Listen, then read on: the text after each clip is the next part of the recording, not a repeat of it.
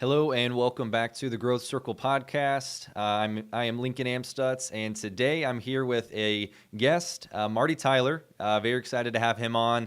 A little bit about Marty. He is a husband and father who has served in the Air Force and grew up in Missouri, where he still lives and invests today.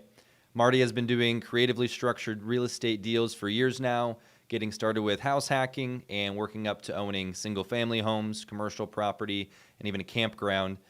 Marty is a go-getter, and I'm excited to have him here on the podcast today. Marty, welcome to the Growth Circle podcast. Yeah, man. Thanks for having me on. Excited to be here. Yes, yeah, excited for the conversation. And right off the bat, I know you've done numerous deals in real estate now with a variety of structures, from cash purchases to tax liens, seller finance, and other creative methods. Can you take us through your journey and how you got into real estate and learn these different ways of taking down deals? Sure, yeah.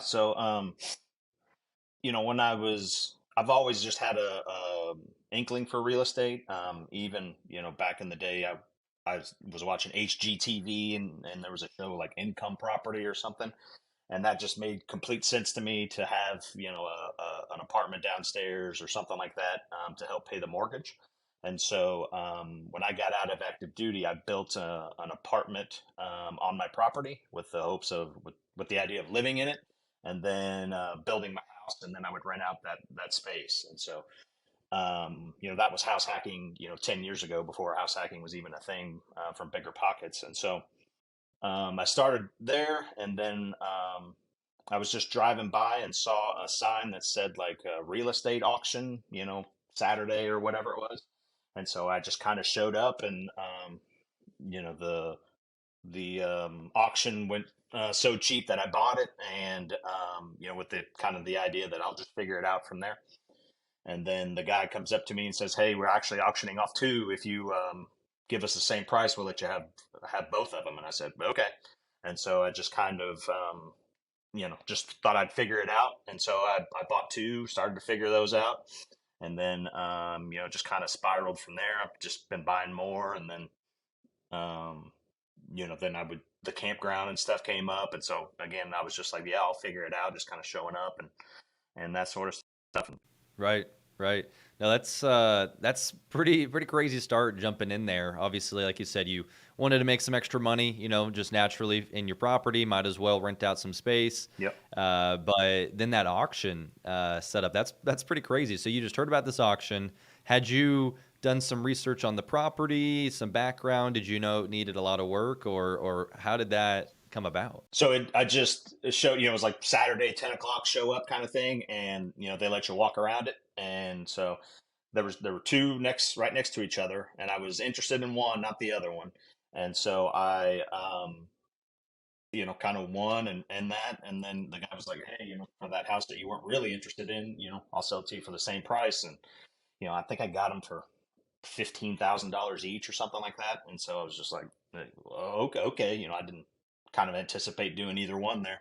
I was just kind of showing up just to see what it was. And it went so cheap that I was like, yeah, I'll take it. And then, got two of them so cheap. So I took them both. Right, right. Hard to pass that up. I Yeah. mean, 50,000, like, is it in, you didn't have necessarily a ton of background in real estate, it sounds like. You just figured for that price, it's hard to lose. I mean, I'll just go in there and figure it out. Exactly. Yep. That's just kind of how I've been this whole journey. You know what I mean? I see something, I know that I can make it work, and so I just I'll figure it out is kind of my mantra, I guess. Right, right. Now, with those properties there, what'd you end up doing with those? Was it a flip, a rental? What was your strategy after buying them? So one was pretty much rent ready, and so I just started renting that out. And then the other one, we had to kind of redo the whole thing, and I've actually sold that as owner financing. So I still have one for that was my first rental. I still have it.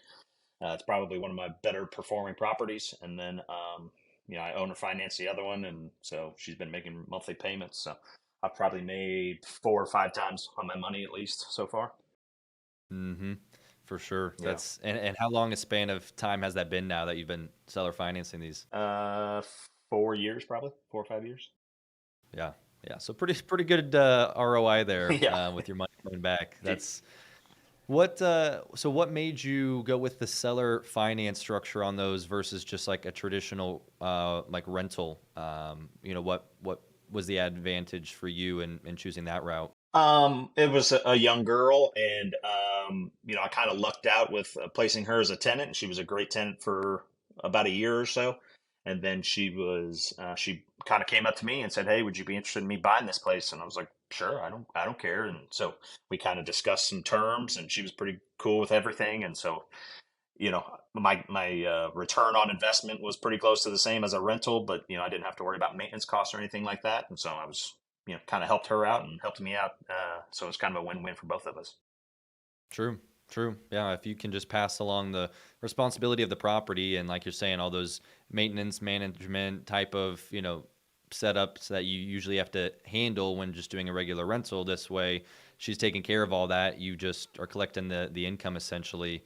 Did you set these up on a certain like time frame, like a 5, 10 year note, or is it just until they paid off the property? Nope, just until they paid off the property.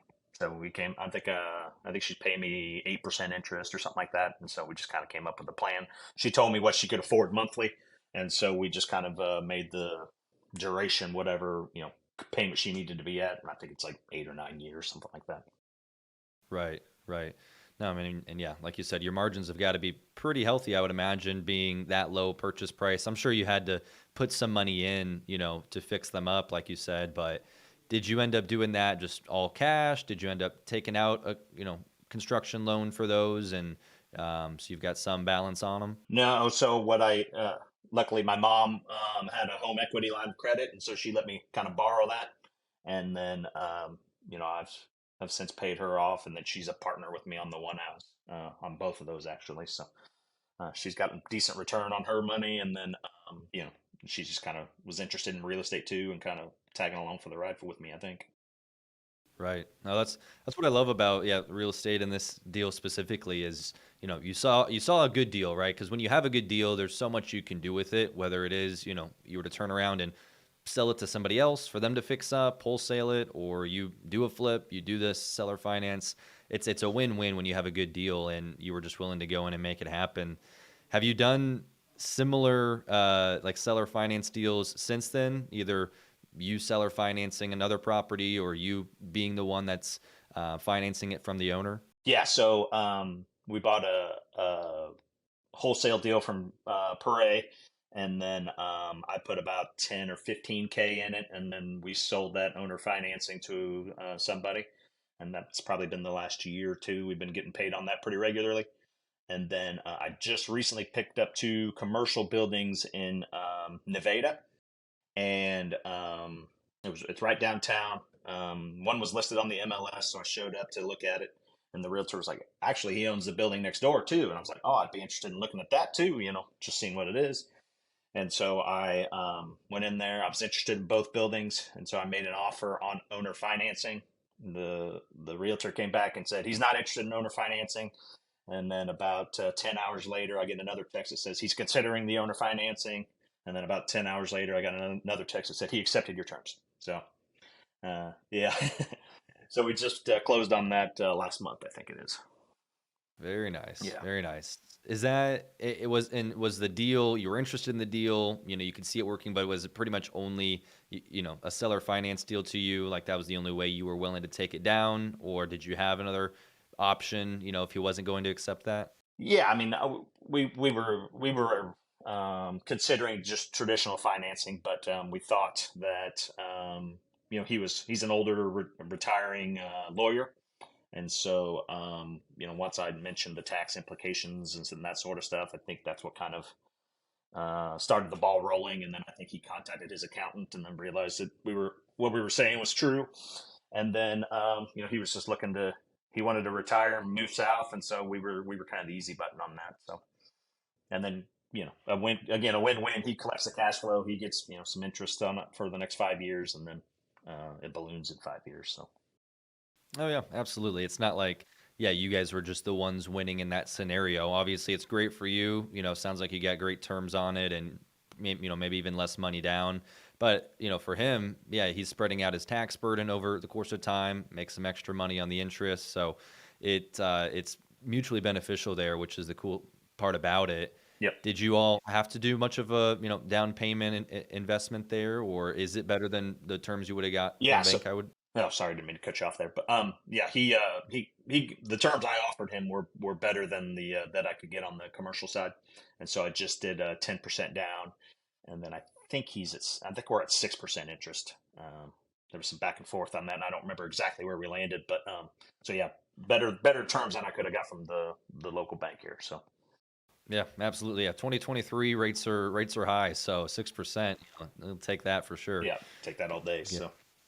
right. And now, so are those both rented now, or are you doing renovations on either of those? So one was already rented by a tenant, and they pay all the maintenance costs and stuff inside. And then the other one was vacant, so we had some termite damage that we had to fix. We just got that fixed, and we just put it on the market for rent. So Okay. Okay. Very nice. Now, with these seller finance type of deals, I mean, how are you knowing to structure these, the contracts for them? Are you, writing these up yourself? Are you hiring somebody to write it out for you? Because I'm sure there's a lot of people that would be interested in doing a seller finance deal, but they're not sure, how do I know what terms to use, what contracts to write with? How have you gone about that? right. So I trust the title company and the attorneys to do all of that. The only thing that I ever do is just kind of come up with like a basic one sheet that kind of outlines the terms that we agree to, and then they sign it and I sign it, and then I take that into the title company, and then they pretty much do everything for us. They'll write up the note, they'll write up the normal title company stuff that they do, place that person as the lien holder, and so the title company will really take care of most of that stuff for you. And then contacting a lawyer just to kind of have them review it, make sure everything's good. So there's not much more cost to having them do it as opposed to just a traditional closing. So Makes sense.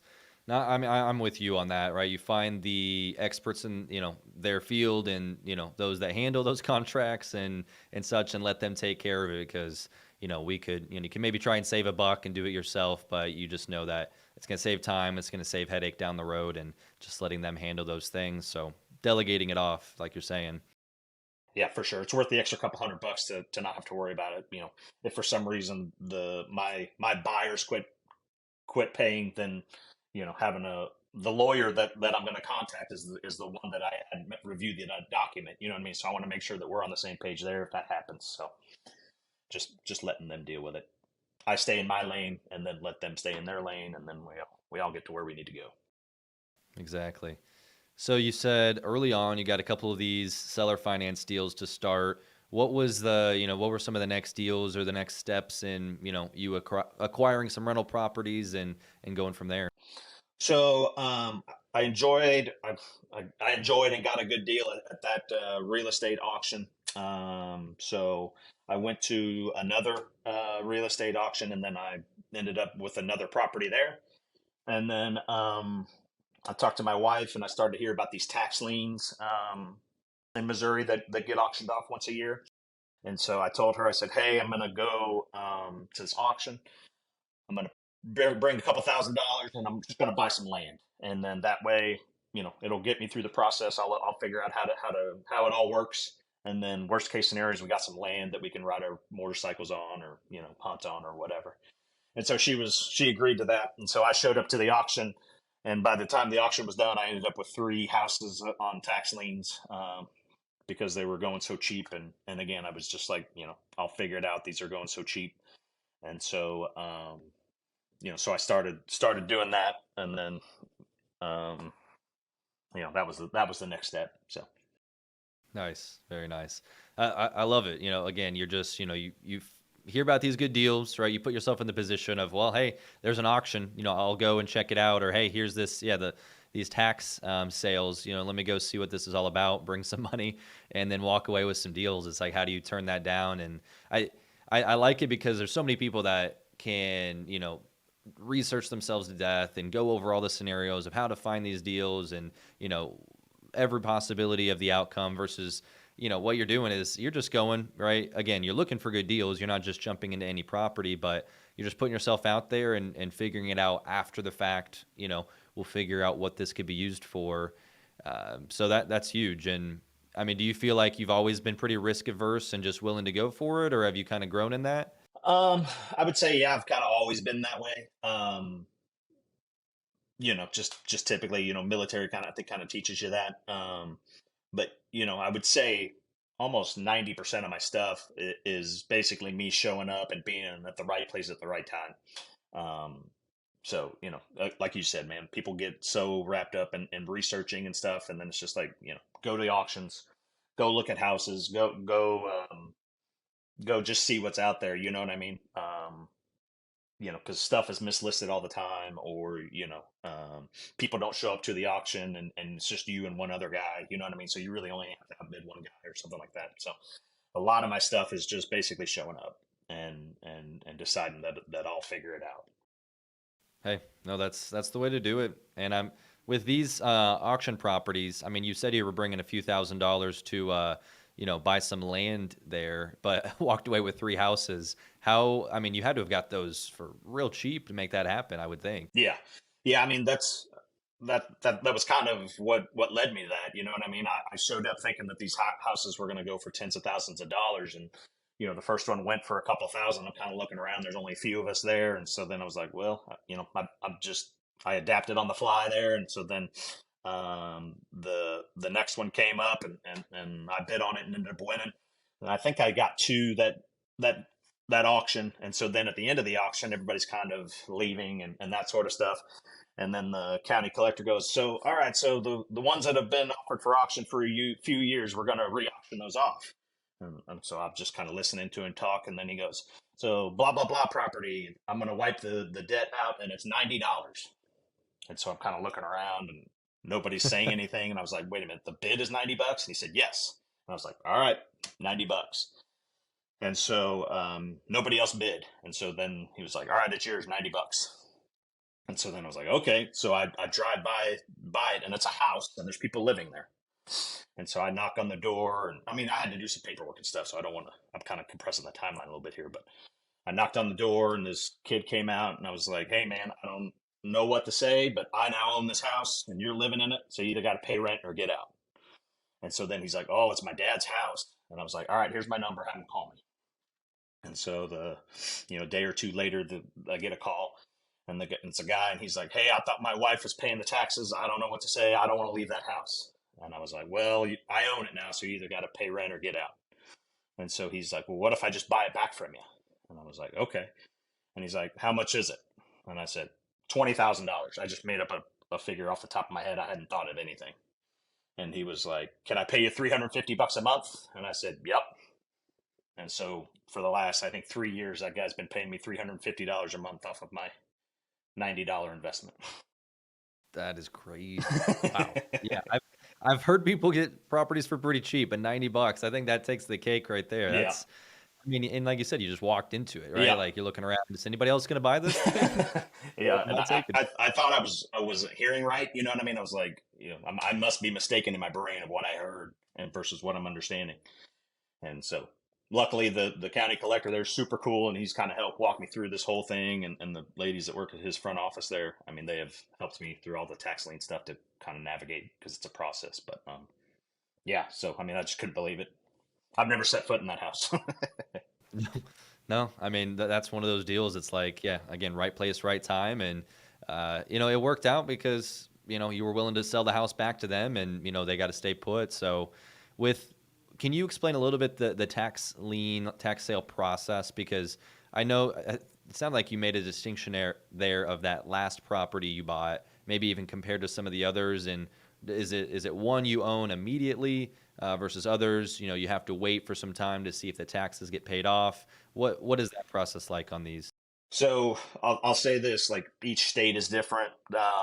So if you're not in Missouri, it might be a little bit different process, and then kind of each county kind of does their own way of following the state rules. So each county can be a little bit different. But for the counties that I used, it's if somebody hasn't paid in 3 years, they'll offer it up, and the minimum amount due is the past taxes for those 3 years. So let's say it's $10,000 that they've owed in taxes for the last 3 years. So the opening bid will be $10,000. Now, if me and you both want that house, it'll go up from there, and then it gets then we figure out who the winner is, and so then there is a year waiting period to let that person, the owner, pay you back. And so in Missouri, you make 10% off of that $10,000, and then you don't make 10% interest on the other amount that you went over that. And so the county collector holds that in escrow, and then after a year time period, they haven't paid you back. There's some notifications and stuff that you got to send out. But then the county recorder will issue you a tax deed, and that gives you access to the property that's now your house. Now, the downside of that is, you really can't sell that on the MLS. You can't, no title company will guarantee insurance on that until you hire a lawyer and go through a process on that. So, but the tax lien will get you the deed that has access to the property, and so then that I just turn those into rentals, and then I'll just use it as rentals. And then if I want to sell it, then I go through the process with the attorney. Now, what this county was doing was after that 3 years, if it's $10,000 and nobody bids on it, so then it'll get rolled over into the next year, and so then it'll be $10,000 plus what was owed last year, and so eventually he understands that nobody's going to buy this, nobody's going to keep adding all those past years, and so then he wipes the debt clean, and then he started fresh. Now he does that because he wants people to pay taxes, obviously, and so that way he can get his revenue up. And so um, that's the way that county does it. I don't know if all of them do it. My local one here, there's another one that doesn't do that. She just keeps rolling it over year after year after year. So, but yeah, that's kind of the quick and dirty of it. Yeah, no, that makes sense, and kind of that timeline with paying it off. Well, buying the property with the past due taxes in the last several years, and then giving that year to allow the previous owner, pay off those taxes and catch it back up. So I would imagine, you know, say at 9, 10 months down the line, they pay you off. They are only paying off what taxes are owed. If you had invested any money in the property to fix it up, that's essentially a loss to you. You've just added on value to their property. Am I correct in So looking at it that you're way? not supposed to set foot on the property for a year. Now, there's some gray area there, like if the roof is caving in, you can kind of do a repair to make it to where the house is still livable, and then they're technically supposed to pay you back on that. So any expense that you have accrued from when you bought the tax lien until the end, the person has to pay you back on that. So I have to do a title search. They have to pay me back on all that. I have to mail out a bunch of letters. They have to pay me back all my postage and everything.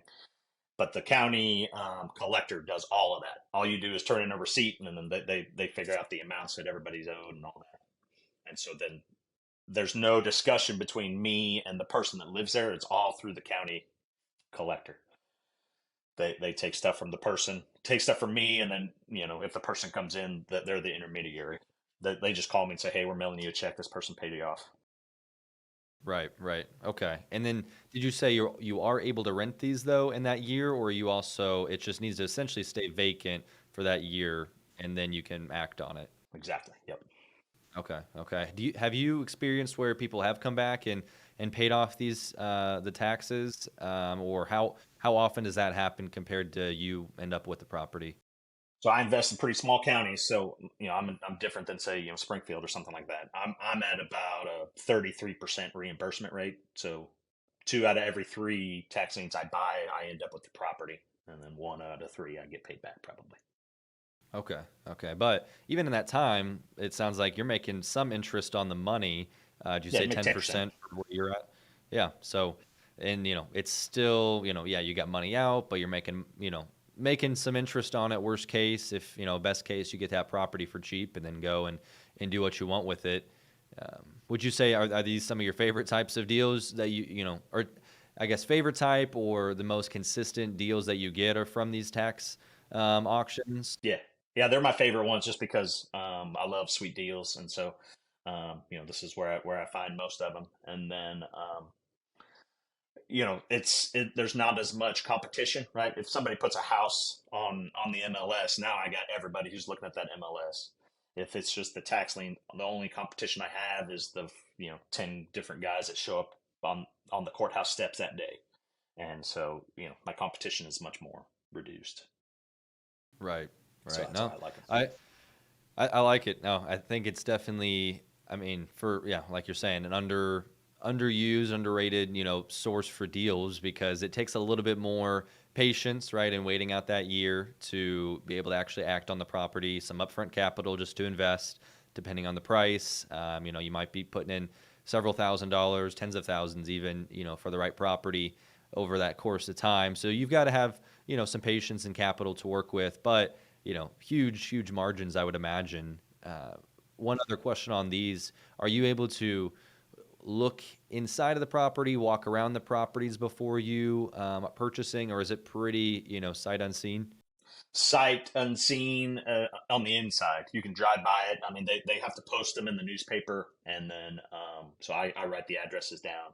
I drive by it. I see, does it look livable? Is there somebody living there? Is there a house on the structure, on the property? Because sometimes there's just land. And so then that starts to get the balls rolling of, okay, these are the 10, that have a house that looks decent up from the outside. Typically if it looks decent on the outside, it's at least decent on the inside. And so I just start making the 10 that I'm interested in and, kind of go from there. Right, right, okay. So it takes Now, some research up front for sure. I would imagine, yeah, because you don't want to, yeah, you got to do the title work. You got to make sure you're in a proper place, Yep. and understand the property. Yeah. You can mitigate that risk somewhat by doing some due diligence. Yep. Exactly. Yeah. Now, so you've mentioned, some tax liens, some auctions, even the MLS for that commercial deal. Are those the main places you're finding deals? Are there any other sources that look for investment property? Yeah, I mean, I just try to cast the biggest net possible. So I get on, wholesalers list. I'm on yours, obviously. So I try to do that. And then, just word of mouth, I try to post on social media and that sort of stuff. I've gotten a deal or two of, hey, a friend of a friend is selling their house. Just doesn't want to do anything to it or, stuff like that. Try to make friends with realtors for off market stuff. I just try to get the name out there, try to get the fact that I invest in real estate out and just try to cast the biggest net possible. Right. I'm with you there. There's definitely something to just letting people know in that word of mouth because I've found at least, yeah, you'll get deals coming out of nowhere that you didn't expect, and oftentimes those can even be some of the better ones. Just personal relationship or whatever it is. So, yeah, getting the word out there, not being afraid to let people know what you're doing can go a long ways. For you and your kind of your viewpoint on real estate investing. I mean, for you, why real estate? Why has that kind of been the area you've honed in on? And did you get in it for long-term rental properties primarily, for more of these short-term flips and gains? What's kind of your reasoning for being in it and in that real estate side? So what started on me on it was I remember uh, I was reading an article or something, and this was during the Trump presidency, and not to get all political, but Trump sent a tweet, and I can't remember what it was, but whatever the tweet was, the market kind of tanked in regards to that tweet, and I was invested into the market, and I just remember distinctively thinking, I don't want to be at the whim of some guy's Twitter feed, with how much money I make. And so then I wanted to be in charge of that. And so that's kind of what was like, I kind of was dabbling in real estate a little bit before that. And that's what kind of made me the gun ho to go full fledged into real estate. So that's kind of where that all started. And then, me, I'm a buy and hold guy. I want to keep stuff forever and just collect that cash flow, replace my W-2 income, live comfortably. So I've started to get into a little more flipping just because, just to come up with the capital to kind of pay for more rentals kind of thing. We flipped one or two a year maybe just to kind of come up with some money. But yeah, if it were up to me, I would keep everything forever. Right, right. I hear you. It's like, yeah, you get into these properties, spend the time, fix them up, whatever it is. And yeah, for me, yeah, more often than not would rather hold, as often as I can because you do experience so many of those benefits, right, from holding it long term, from the cash Yeah. flow. loan Depreciation. pay down, appreciation, like you're saying, all of that. And yeah, so I'm right there with you on it. Now you've gotten into a variety of different deals. Have you? And it sounds like even on the financing, purchase side, sometimes it's with people, sometimes it's not. Do you have partners that you work with pretty consistently on deals? Do you do most of it yourself? What's kind of that team structure look like? So for the longest time, I was Mr. I want to do it all myself. I want to, I'm very much a guy that I've confidence in my abilities, and so I can make things right. I can figure it out, that sort of stuff. And that's kind of what's got me here so far. But as I started to progress and get a few more, then I started to want to do things with other people. Not only for I only have to come up with half the money now or whatever, or half the decisions, but it's fun to tackle deals down with a buddy or something like that. You know what I mean? So so I just started to kind of put feelers out there, and I would find the deals. I'm really good at finding deals, and so then I just kind of started putting those out there, and that's how we got the campground. We had, I had a buddy that, he had some money and he was looking to get into something here locally, and so that's kind of, he came up with the money and I came up with the operations, and so that's kind of been the partnership there. And then so that now that I'm kind of moving along in the journey, I find that I like to do deals with people more. Um, and then, I still do the tax liens and that kind of stuff myself just because, uh, you know, kind of gives me, serves that itch. So I do a little bit of both, but as I'm progressing, I find myself reaching out for partners more for sure. Hmm.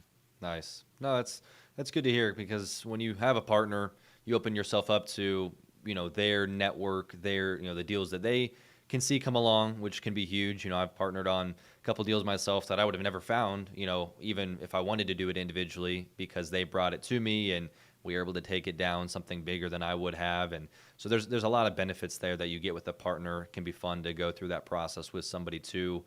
And it sounds like, yeah, even this campground. Let's dive into that a little bit. How that deal came about, and give us some insight on what that even looks like. Because I don't know much about campground, property myself, but I'm sure there's some huge upside there, I would think, and opportunity. Yeah, for sure. This deal is kind of fun. So, I'm a big proponent in becoming an expert in the market that you're investing in. And so, I know what houses go for here locally, and I know what they rent for. And so, I could bring up realtor.com or whatever and just start scrolling down through there. And I saw a house that was priced more than it should have been. And so then that, sent off a little flag. And so then I clicked on it, and the description mentioned something like few camp spots on site, blah blah blah. I can't remember exactly how it was. So then I was like, few camp spots, okay. And so this is in a town here locally that has a pretty good sized lake. And so then I was like, all right, that makes sense. So then I went and looked at it. Well, the few camp spots ended up being like 20, and as I showed up, or as I went there, I could see like it used to be like a mobile home park too, and so there was some vacant land around there, and it already had utilities from when the mobile homes were there. And so then the camp spots were there, but there's also like an acre of land that I could put a bunch more sites on. And so then I started to kind of you know think about expansion's going to be easy. And then as we started to walk around, he had lived in the garage for a little bit, and while his house was being done. And so then I was like, oh, I can make that finished garage into a rental. And so then I just started to kind of piece all these things together that we could do there. And then so that's when I started to crunch the numbers, and they were starting to look really good. And so then I started to call around local campgrounds to see what the lot rent was for campers. And so that kind of helped me put some numbers down. And so the numbers were looking really good. And then, like I said, I had this buddy who was kind of looking to get into something here locally. He lives in California, so he liked the purchase prices here, obviously. And so, kind of sent to him. I was like, "Hey, man, what do you think here?" And he's like, "Yep, I'm in." And so we bought that, I think last year, and we've already expanded. It was a mom and pop operation. He didn't. he had a few campers out there. People were parking their campers there because he was start charging so little. It was cheaper for them to park their camper there as opposed to like a spot at a storage facility or something. And so, um, he handed me all of his paperwork. It was in a written down and on a legal pad, and this is on a napkin, and this is on the back sheet of this, and here's an envelope that I wrote this down on. And so then, we've really been systematizing it here in the last year and expanding it, and so it's become pretty successful so far. Yeah, that's a cool setup right there. I like how you saw the up. Well, noticed it online and just like, okay, this is a bit of a higher sale price. What's going on here? Looked into it. Then you started crunching on the numbers on all the different opportunities and expansion. So was it just it? Majority of it listed as like a single family residence, or was it and there was Yeah, more to yeah. it than So that? that was kind of where I was able to kind of take advantage of it. It wasn't listed on any of the sites that people go to, for RV parks. It was just listed as a single family home. And then in the description, as you start to read, I think she mentioned some camp spots in there. And then, and then on the pictures, I could tell there were some, but luckily for me, I don't think many people drew that line. And then, it was one of those things where you didn't see the potential until you showed up, and then I was able to like, oh wow, then I could start doing the quick figures in my head and seeing the potential of what we could make that thing become. So Right. So how many lots are there then? Like, and how many were there when you got it versus what you added? there were I believe 22 there when I bought it, but he was only using I think 10 of them, and I said, how come you're not using all of these? And he goes, I don't like people staying behind me. He lived in the house and his house faced one direction, and he didn't like people camping on his back porch and stuff. So I don't know. So I was able to kind of capitalize on that. So I think there was 22, and we're up to. I've added 11 so far. Next phase we'll probably be adding 4 or 5 more. So I'm just kind of going in phases, letting the campground pay for the expansion as we go. But I could add probably another 20, 25 spots. Oh wow. So there's a fair amount of land there with it, enough to be adding that many. And I'm sure it's not even. I mean, ex, how much space does it take? How much is the build out process on prepping those? What's that lot look like?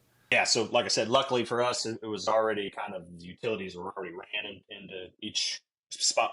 The utilities were already ran to everywhere on the property because of the old mobile home park and stuff. So it's only a few $1,000 to add a spot, and then we could pack them in, but our campground is there's a lot of space in between, and so we're trying to continue that. And so, um, so it's only a couple grand per spot, and then we're adding 3 or 4 at a time usually.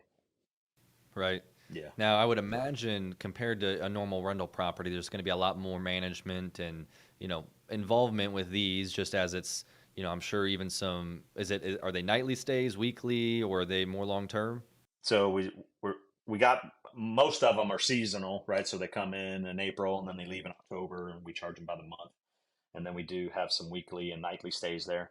Um, so we use a management software. I think it costs us like $20 a month, and then people can go on there and reserve the spot, and then we can kind of keep track of who should be where and what availability we have and that sort of stuff. So that's what we're doing right now. Is kind of taking the Okay.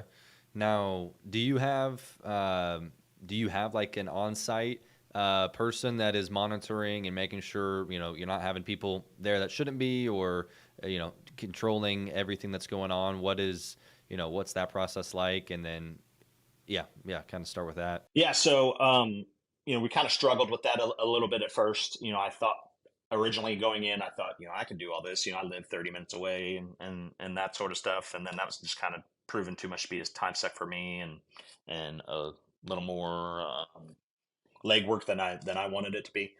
And so there's a lady who lives there full time. I mean, that's her house. And so I walked up to her and I said, hey, how would you like to live here for free? And she was like, what do you mean? And so we kind of talked about it. I said, you could stay here. Um, and she's like, well, I want to pay for my utilities. And I was like, okay, you could pay me $100 for your electric and your water and sewer. And I was like, you just kind of help get people where they're supposed to go. And then, if there's some riffraff here, you let me know, and then I'll call the cops or whatever. And, her husband has been he was like, "Can I start mowing the grass?" I was like, "Yes, please." So, they've kind of ran with it as kind of theirs, and I've allowed it because I mean they're awesome and they're really helping us out back over there. And it's, you know, for me it's a few $100 a month, and she's taking a brunt of it, and gives her something to do. She enjoys it, and so again the win-win that we talked about earlier. That is, yeah, just getting creative with the people that are already there and just looking at your environment like, okay, let's see what we can make work here and yeah, get you your time back and, a better setup overall for both of you guys there. And yeah, I think it's, I don't know, it's one of those creative deals that again, most people looked over, that you were able to get there, see the potential and build it out. And I'm sure, I mean, what, as much as you want to go into like cash flow wise, is it doing pretty well, compared to, your costs, your monthly operational cost on the property? Is it, much more so than I'm sure even just some single family properties? Yeah, yeah, for sure. So we're exceeding our my numbers. We're exceeding that by far so far. We kind of thought it would take us longer to kind of ramp up it and that sort of stuff. We thought we'd have more vacancy. We're not really. So yeah, it's doing really well. So trying to judge the expansion versus keeping it nice and keeping our systems intact. That's kind of the balance that we're trying to get. But so far, yes, it was. We had to spend some capital up front, more than we thought, and so just kind of resetting from there. And then the previous owner wasn't open in the winter, and so last winter was our first one, and there was a lot of learning experience for that for me of leaky pipes and that sort of stuff. So hopefully we got a better plan going this winter, and so then it won't be so much of a headache and a money waster. But so we're only in year two of the change in the process.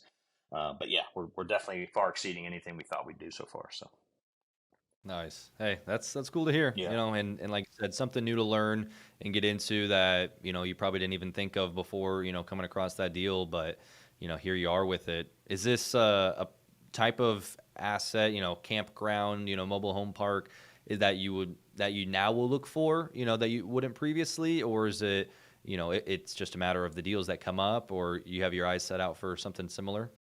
so yeah, I mean, I enjoy this class.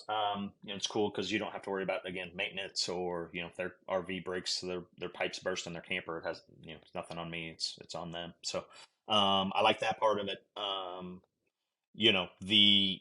There's some more um, figuring and that sort of stuff, because it drops off significantly, in the winter, and so you got to have enough capital kind of carry over and that sort of stuff. So but yeah, so we're definitely looking for those. We're trying to be in that sweet spot of small enough parks that the big institutional money doesn't want to touch it, and you know, and we do, and then it's still kind of manageable. I self manage almost everything we got. I got a VA that does a lot of it, and then I got a couple workers here locally that kind of help, but so we want to be able to still keep it under my umbrella, but be big enough for it to be profitable. So we're just trying to find a little sweet spot of RVs or mobile home parks, that kind of stuff. Right. Now, I heard you just mentioned you have a VA that helps with the management, Yep. and that you are taking care of all the management. It sounds like on your properties. How does that process work with the VA? Doing management, remotely, and has it always been that way? What's that structure like? Yeah, I mean, I saw the benefits of that pretty early, and so it's been a process that her and I have been working through for the last. She's probably been with me 2 or 3 years, I would say.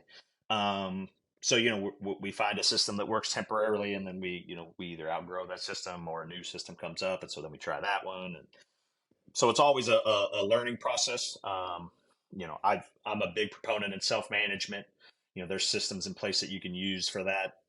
I think most property management that you hire is you're one of 1,000 units that they have, and so you're not that important to them. Me with my 23 doors or whatever it is, I get to make those the priority. And when one is vacant, then that's the hot issue, and I find a tenant for that. And I don't think you get that with the property management. Um, so yeah, so she does almost all of the. posting of properties on the website. She vets all of them, and then she does the interaction between, if there's a maintenance request or anything like that. She handles all that. She contacts the contractors to fix it. If she could pay them over the phone, she does that. If she needs me to mail a check, she tells me. Um, yeah, so I mean, 95% of the management tasks she does, and then the other 5% is either with a person I have here locally or myself. Very nice. And I would imagine that, I mean, one, you're, I'm sure, getting the attention and focus that you want, with your properties instead of one of a thousand type of thing. So that helps the timely responses, maybe the quality of tenants and such. Are you money ahead with this VA versus, the 10% or so you'd pay with somebody else? Yeah, for sure. Um, I think last time I had her run all the numbers, I think I pay like 4 to 5% for her, and then all the expenses and stuff that are associated with that, for the systems or the stamps or whatever you use for all that. So yeah, I'm at like 4 or 5%, and then I can outrun vacancy on the most part, because I'm able to turn and burn units. There's no markup for maintenance. Most property managers, if a plumbing bill is 1,000, well, they charge 10% of that for their fee or whatever. So I'm able to save all that. I'm able to shop around for supplies or contractors. If I think a bid's too high, I can have another one go out. So yeah. So last time we checked, we were about 4 or 5%, and then I'm also saving money on all the other expenses past that. Right. Hey, that's huge. I haven't heard of a setup quite like that, but it's like if you're checking all those boxes and saving money on that, I think that's, it's just a no-brainer, a huge benefit there. Could you take us kind of at this point in your business? I know we've talked on some of the things you're currently working on with the campground and some of these other deals. Where is your kind of portfolio today of like what you're working on, the deals you've got going, and what you see for the future coming up here that you're going to spend your time on. Yeah, so I think last count, I think I'm at like 11 or 12 properties and 26 doors for that. I got like a sevenplex, and then the campground's got two places, that sort of stuff. And then I have the campground, obviously. So that's where we're at currently. I bought 6 tax liens last year, I think it is, and so I'm coming up on my year. Waiting period on that, sending out the notices and stuff now. So, so if my 2/3 holds true, I'll be getting 4 properties here within a few months. So we'll be looking to do that. And then, in August, next year's or this year's tax auction will be happening for, to start the 1 year waiting period. So for me, this is like my busy season. So I'm working on that. And then also, I'm crunching numbers on anything that is, more than, multifamily, that sort of stuff is kind of where we're looking to go. Um, you know, I've been kind of struggling internally with, when is enough, and is it always a chase, and when do I just sit and enjoy my 26 doors or whatever it'll be. So I don't really know what the future's holding on that end. I would love to be able to replace my job and quit and then kind of have my time back and then just kind of do this full time. So that's kind of where we're kind of gearing everything towards. Nice. Hey, it sets you up in a good spot because you've built this up over the course of time, and now you're getting into that point of, do I double down and just make this my full time deal, right? And building up more cash flow and doing real estate, or kind of level it off and just let it ride. So, either way, like you're saying, you've worked to set yourself up here, and now you kind of have that place of an option and choosing the next direction. So, Right. Yeah. I've uh, I've definitely, I'm definitely going to look into some of these tax liens myself coming up. I know you said this time of year, and it's the creative ways that you've structured some of these, and just going to auctions and thinking outside the box is. There's definitely a lot to be learned from that, instead of just trying to find the 3-bed, 2-bath in a good area that you're trying to compete against everybody else for a good deal, because there's just only so many of those. There's money to be made in all sorts of. Um, again.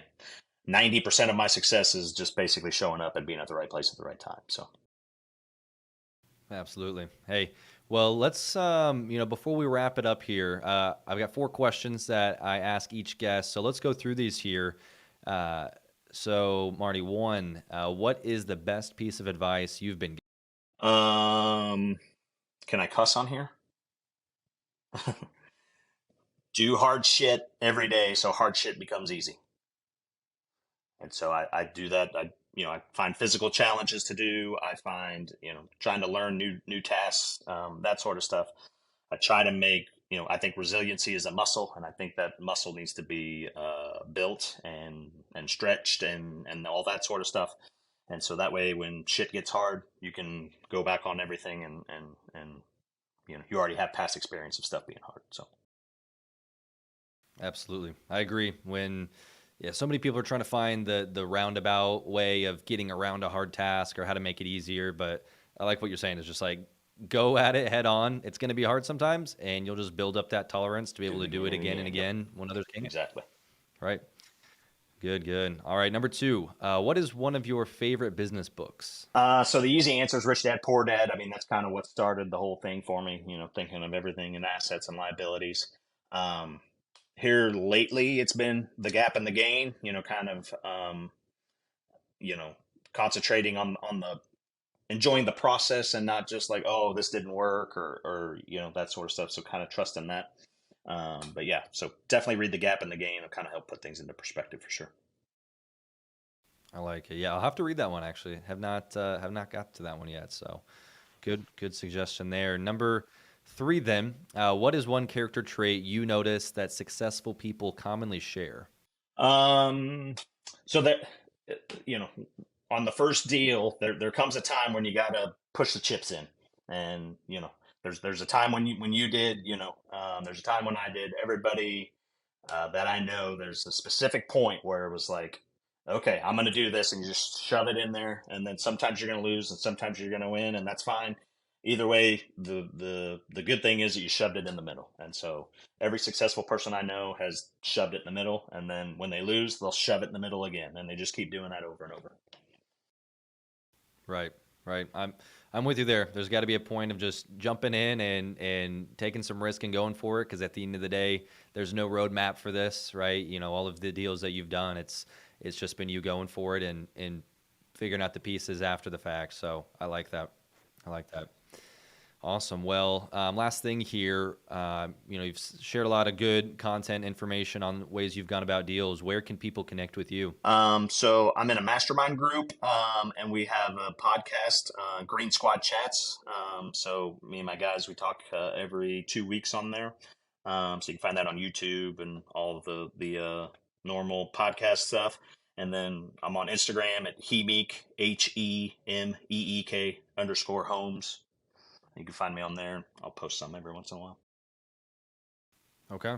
Okay, great. Yeah, we'll definitely connect with Marty there if you guys have any questions or want to check in. And this has been a great conversation, very insightful. Appreciate your time and coming on Yeah, here. anytime, man. I appreciate it. Yeah, been great. All right, well, thank you all for tuning into the Growth Circle podcast, and we will catch you on the next one.